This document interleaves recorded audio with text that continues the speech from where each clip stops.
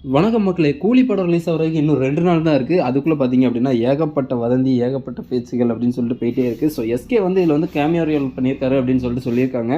So இது வந்து பார்த்தீங்க அப்டின்னா, எந்த அளவுக்கு உண்மை அப்டின்னு பார்த்தீங்கன்னா, இது வந்து கன்ஃபார்ம் சொல்லிட்டு எதுவுமே அப்டேட் பண்ணல. ஸோ வந்து பார்த்தீங்க அப்டின்னா, ரோலக்ஸ் கேரக்டருக்கு வந்து ஒரு கேமியோ ரோல் குடுத்த மாரி, இல்ல சிவகார்த்திகேயனுக்கு குடுத்துருப்பாங்களா அப்டின்னு சொல்லிட்டு ஒரு டவுட் தான். ஸோ இருந்தாலும் யாரும் எந்த இது கன்ஃபார்ம் அப்டேட் எதுவுமே குடுக்கல.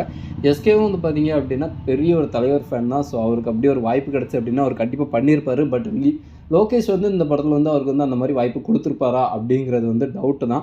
ஏன்னா வந்து லோகேஷ் வந்து டக்குன்னு அப்படின்னு சொல்லிட்டு சிவகார்த்திகேயன் வந்து இதில் வந்து இன்ட்ரோ கொடுத்துருப்பாரா அப்படின்னு. ஏன்னா அவர் கொடுத்துருந்தா அப்படின்னா கண்டிப்பாக ஏதாவது ஒரு ரெஃபரன்ஸ் வச்சுருந்துருப்பாரு.